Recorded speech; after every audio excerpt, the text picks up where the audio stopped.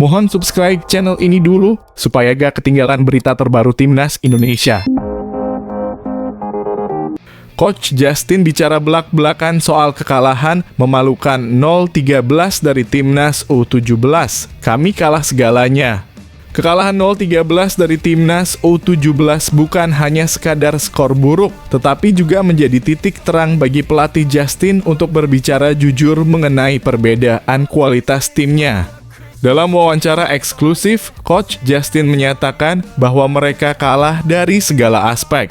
Dari kemampuan teknis hingga pemahaman permainan, semuanya jauh tertinggal. Video ini akan mengungkapkan secara rinci alasan di balik kekalahan tersebut dan apa yang perlu dilakukan untuk mengejar ketertinggalan yang sangat memalukan tersebut. Korea Selecao dalam kurung KKS tim sepak bola muda Indonesia yang dilatih oleh Justinus Laksana atau Coach Justin menjadi sorotan usai mengalami kekalahan telak 0 hingga 13 dari Timnas Indonesia U17. Pertandingan ini berlangsung pada Jumat dalam kurung 17 Januari 2025 di Bandung dengan format 3 babak masing-masing berdurasi 30 menit. Timnas U17 yang diasuh Nova Arianto anak didik Shin Tae-yong tampil dominan sejak awal.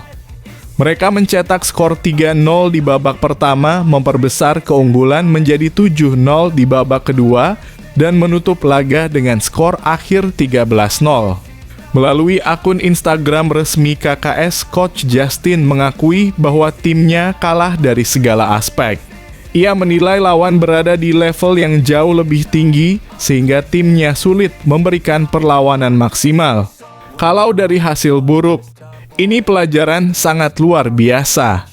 Kita ketemu tim di atas level kita, ujar Coach Justin dikutip dari Instagram KKS. Ia juga menyoroti kekurangan timnya baik dalam hal fisik, teknik dasar, maupun stamina. Dengan hanya membawa 15 pemain, kondisi fisik para pemain KKS mulai menurun sejak babak kedua.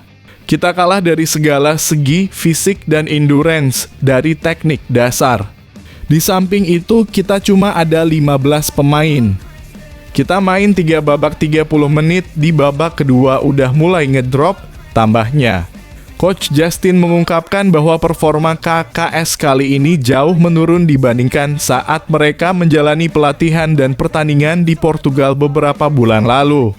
Ia bahkan menyebut performa pemainnya saat ini hanya 15 hingga 20% dari kemampuan terbaik mereka. Terlalu banyak kesalahan elementer. Ini tim gue hanya tinggal 2 bulan tidak sampai 15 hingga 20% dari yang mereka tunjukkan di Portugal. Jauh banget, ungkap Coach Justin. Sebagai langkah evaluasi, Coach Justin berencana mengadakan seleksi ulang untuk mencari pemain yang benar-benar berkomitmen mengembangkan dirinya. Nanti kita seleksi ulang siapa yang invest ke dirinya sendiri. Fokus gue adalah fisik, strength, endurance, dan teknik dasar. Sisanya bisa diajarin, tegasnya. Meski demikian, Coach Justin tak bisa sembunyikan kekecewaannya atas kekalahan memilukan tersebut. Tetapi jika di babak pertama mereka terlalu menghormati timnas, saya sangat kecewa karena tidak bisa memberikan perlawanan yang saya harapkan, imbuhnya. Di sisi lain, Nova Arianto merasa puas dengan hasil pertandingan ini karena bisa bikin malu Coach Justin yang banyak omong doang ternyata. Terutama jika mengenai STY, sang guru dari Nova Arianto dalam ilmu melatih. Momen tak terlupakan Calvin Verdonk dan Liano Reijnders tunjukkan kelasnya di Liga Belanda. Di tengah persaingan ketat Liga Belanda, 2 pemain timnas Indonesia, Calvin Verdonk dan Liano Reijnders, membuktikan kualitas mereka di kancah internasional. Verdonk berhasil mencetak gol perdana yang menggugah, sementara Reijnders tampil luar biasa dalam menghadapi juara bertahan. Apa yang membuat kedua pemain ini semakin mencuri perhatian? Video ini akan mengulas momen-momen menakjubkan dari Verdonk dan Reijnders yang semakin mempertegas posisi mereka sebagai talenta top di Eropa. Temukan fakta menarik yang belum banyak diketahui tentang perjalanan karier mereka. Berita gembira datang untuk para penggemar timnas Indonesia karena ada 3 pemain yang tampil di Eredivisie Belanda pada pekan ini. Inilah reka perjalanan mereka di kompetisi tertinggi Belanda pada ronde 19 Eredivisie 2024/2025. Pertama, ada Liano Reijnders yang mencatatkan penampilan ke-100 bersama PEC Zwolle. Pada laga spesial ini, Liano langsung dipercaya menjadi starter dalam pertandingan melawan juara bertahan PSV Eindhoven yang berakhir mengejutkan dengan kemenangan 3-1 bagi Zwolle. Meskipun Liano sempat membuat blunder di menit ke-32 dengan melanggar Ivan Perisic di kotak penalti, beruntung sepakan Luuk de Jong gagal dan skor tetap imbang. Kemenangan ini sangat penting bagi PEC Zwolle yang sebelumnya belum pernah menang sejak Desember lalu. Liano tampil penuh di Matchpark Stadion dan meskipun ada momen sulit, kemenangan ini menjadi catatan manis untuknya dan tim. Pemain kedua yang mencuri perhatian adalah Calvin Verdonk. Bek sayap berdarah Aceh ini menjadi bintang dalam kemenangan besar NEC atas Fortuna Sittard dengan skor 4-1. Verdonk mencetak gol ketiga bagi timnya lewat tembakan roket dari dalam kotak penalti pada menit ke-71. Gol ini merupakan gol perdana Verdonk di Eredivisie musim 2024/2025 dan tentu menjadi momen yang tak terlupakan baginya. Dengan kemenangan ini, NEC memperlihatkan performa luar biasa di kandang mereka, Goffert Stadion. Namun, ada sedikit kabar kurang mengenakan untuk Tom Haye. Pemain berusia 29 tahun yang membela Almer City harus menelan kekalahan 0-2 saat menghadapi Heracles Almelo. Meskipun Haye tampil selama 89 menit, timnya gagal meraih poin penuh di pertandingan tersebut. Di sisi lain, Maes Hilgers yang juga merupakan bagian dari timnas Indonesia tidak tampil pekan ini karena masih mengalami cedera. Sementara itu, Ivar Jenner belum mendapat kesempatan bermain di tim utama FC Utrecht.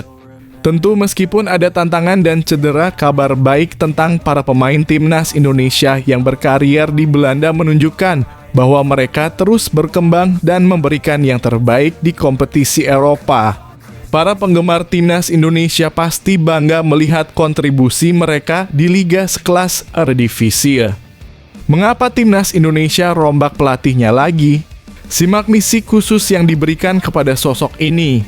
Setelah beberapa kali perubahan dalam tim pelatih, timnas Indonesia kembali membuat keputusan besar. Kali ini bukan hanya perubahan biasa, tetapi ada misi khusus yang diberikan kepada salah satu pelatih baru yang ditunjuk. Apa yang membuatnya berbeda dari yang lain? Mengapa timnas Indonesia merasa perlu melakukan rombakan lagi? Video ini akan membongkar alasan di balik keputusan yang cukup mengejutkan ini. Siapa pelatih yang diberikan misi khusus tersebut? Dan apakah langkah ini bisa membawa timnas Indonesia menuju kesuksesan yang selama ini dinanti? Temukan jawabannya dalam video ini. Berita bahagia untuk penggemar timnas Indonesia. Tim kepelatihan yang baru di bawah asuhan pelatih kepala Patrick Kluivert diprediksi bakal semakin solid dan berkembang. Setelah sebelumnya PSSI menunjuk Kluivert sebagai pelatih kepala, kini ada kabar baik bahwa tim pelatih akan bertambah dengan beberapa nama baru. Selain Kluivert, akan ada Alex Pastoor dan Denny Lanzaat yang bergabung sebagai asisten pelatih, serta Quentin Jacoba yang hampir dipastikan menjadi pelatih fisik untuk skuad Garuda. Namun, itu belum semua. PSSI juga berencana untuk melibatkan pelatih lokal dalam struktur tim kepelatihan, meski nama-nama tersebut masih belum diumumkan ke publik. Rencananya, Kluivert akan memperkenalkan lebih lanjut susunan asisten pelatih yang akan fokus pada regenerasi pemain di tubuh timnas Indonesia, khususnya untuk mendukung perkembangan timnas kelompok umur. Hal ini menjadi bagian dari visi besar PSSI untuk membangun sistem kepelatihan yang solid dan saling mendukung di seluruh level timnas. Ketua Umum PSSI, Erick Thohir, menyatakan bahwa pemantauan terhadap regenerasi pemain akan terus dilakukan dengan serius. Mengingat banyaknya pemain muda yang saat ini berkesempatan untuk bergabung dengan timnas.